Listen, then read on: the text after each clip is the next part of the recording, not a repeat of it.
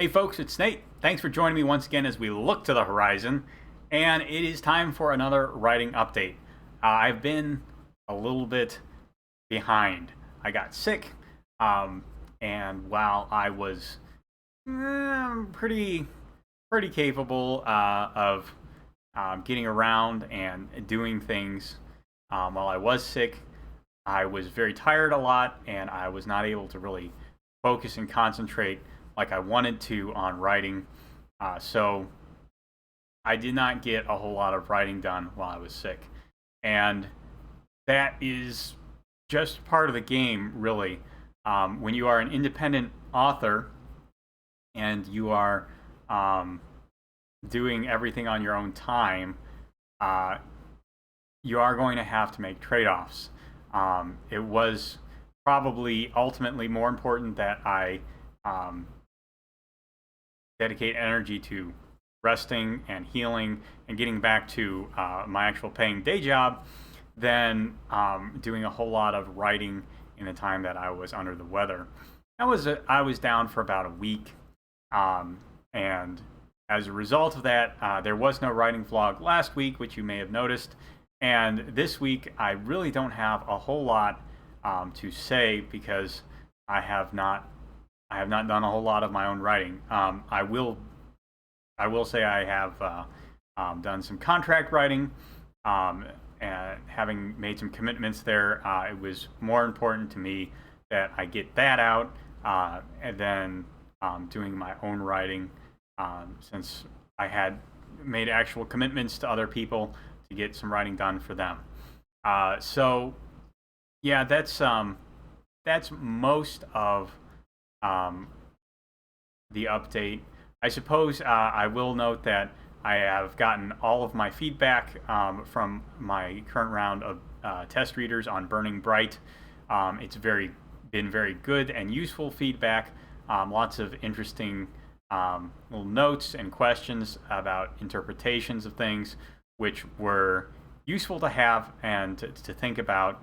And I am probably 80 to 90% of the way through implementing a lot of that feedback. There are a few pieces that I'm trying to decide how I want to deal with them and what the implications are of making some changes. Do I want to give an example? One of the things I decided to do as I was writing Burning Bright is there are distinct cultures in the world, and a lot of them are meeting in the story. So one of the things I wanted to do was have weapons referred to by cultural terms as opposed to a generic term. So, for example, the protagonist Dai Li carries a jian, which is a kind of straight sword that is sharp on both sides.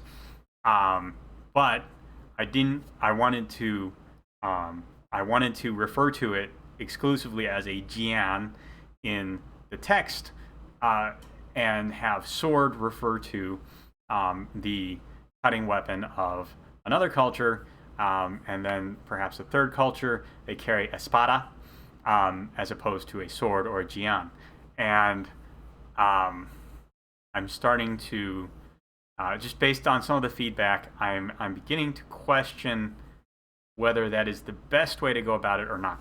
Um, it's very easy just sitting here to describe what a Geon is in a way that general audiences will understand. You can say, "Hey, it's a sword. It's straight.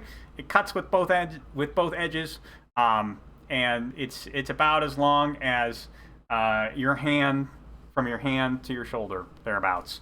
The blade is."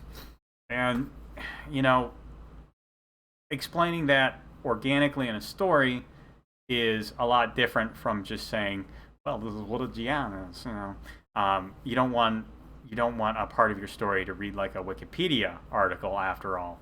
Um, and so I don't know. It's a difficult prospect because you want to use terminology that makes it clear that there are different cultures at work. But at the same time, I'm not referring. I mean, for armor, I just refer to generally armor, um, even though there are a whole bunch of different specific trade terms for different kinds of armor, and in different cultural contexts, they also have different names. And then there's challenges of translating all of that terminology as well. So I don't know if if this is a convention I'm going to keep or not. It would require a certain amount of rewriting, but not a whole lot, to change the term Jian largely to just a sword, because that's what it basically a Jian is. It's a sword. Um, so these are the things that come up when you're editing a piece and trying to balance clarity versus culture cues and things like that. And it's not nearly as simple or straightforward as you might think it is, even when you're writing a story. So it's one of the things that is eating an inordinate amount of my brain power at the moment in terms of writing.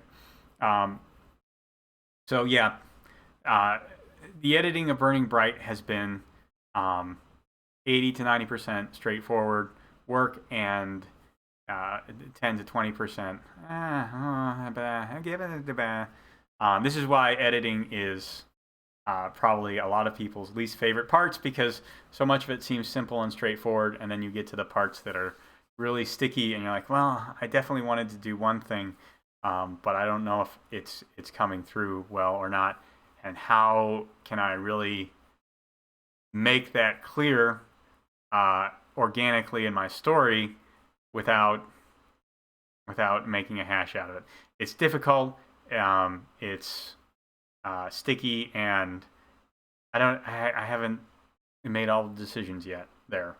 So yeah, as far as Fire and Gold, the current Roy Harper adventure goes, it is pretty much stalled out where it was last time I made a vlog. I am in the middle of, I think, chapter 4 there, and I don't know when the next update for that is going to be, because I am in the process of getting caught up after being sick for a bit. So we'll see.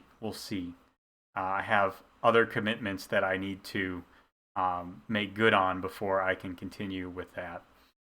And I mean, when you're the independent author, and the buck stops with you, and you have a lot of irons in the fire, these things happen sometimes.